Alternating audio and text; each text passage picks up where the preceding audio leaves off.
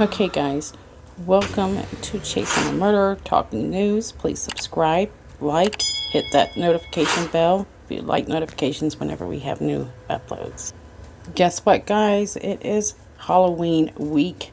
The weekend's approaching, and so I come up with a story for you, and I thought it was a good story, kind of a little strange as well.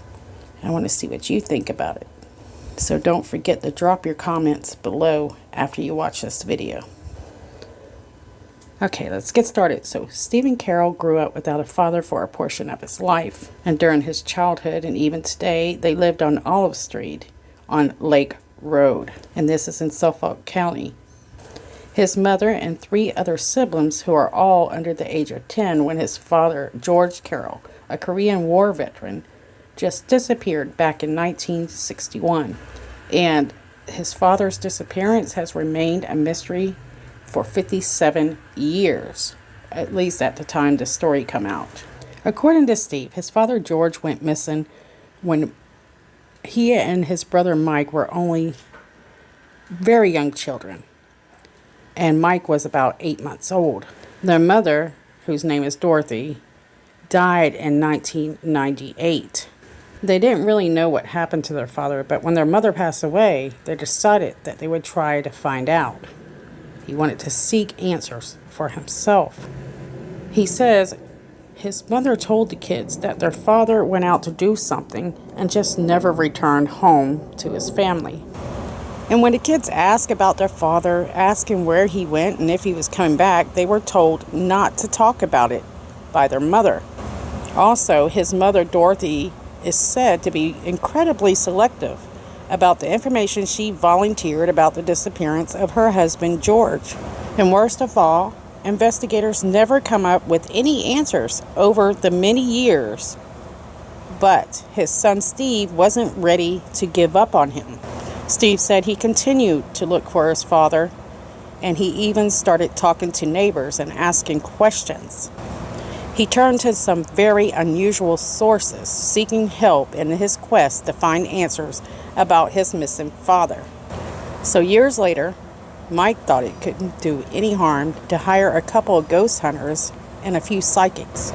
Mike was told by one psychic that he thought that his father George was killed due to a blunt force trauma.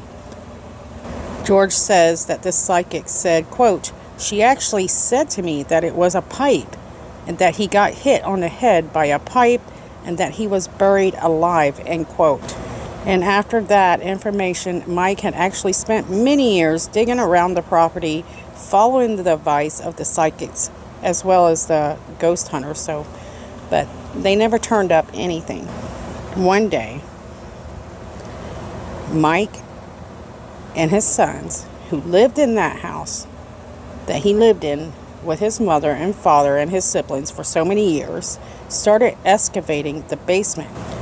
They just had this strong desire to continue searching for George. And after nearly 60 long years, they discovered skeletal remains, which was found about 6 feet under the foundation of the basement, and the remains were surrounded by concrete walls. Here's a clip. Some of us believe that we were, abandoned at one point, that this could mean something else, and that, he was always here. And it's kind of comforting to think that. One of George's other sons describes how he feels digging in that basement for 3 years. It became dangerous, all right? And where I was digging was actually going to destroy the house. Carroll put the project on hold until recently when he hired someone who used ground-penetrating radar and pointed them to a possible spot in the basement. When they dug in that area, they found the skeletal remains of an individual, but at the time didn't know for sure who it was. Probably. I don't know that right now. If it is, all I can tell you is it's the happiest day of my life, because I've always felt that he deserved better. After all this time and the suspicions and, looking and trying to locate him after nearly 60 years, that the family can now, rest assured that we can give him a proper memorial. For most people, this would be a grim discovery, but for these boys, this was something exciting to them. They were excited to finally find out answers after all these years. And they say it wasn't through police investigation, though.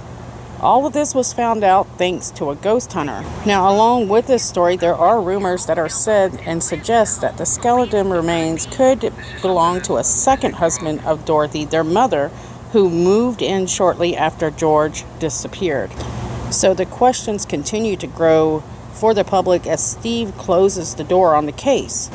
He said, quote, "There will be no justice. The justice happened when we dug him up because we just interrupted the perfect crime. They almost got away with this," end quote. So it's interesting to know who he's referring to as far as when he uses the word they. It seems he has an idea of what happened. He also says, quote, "I tell my sons, we hit the grand slam in the bottom of the ninth, 2 outs. We found our dad, so we win," end quote. In December of 2018, officials confirmed that the skeletal remains found in the basement of the home was in fact the missing father, George Carroll. They also confirmed how he may have died.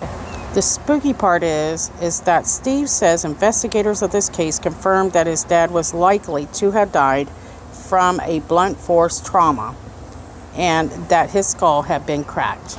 So that's 20 points to the psychics or the ghost hunters who helped Stephen through this adventure. So stranger still, the skeletal remains were found on Halloween. So I bet this makes a Halloween to remember for that family. So I found the story a bit odd. I'm not sure how to feel about this, but share your comments below. What do you think?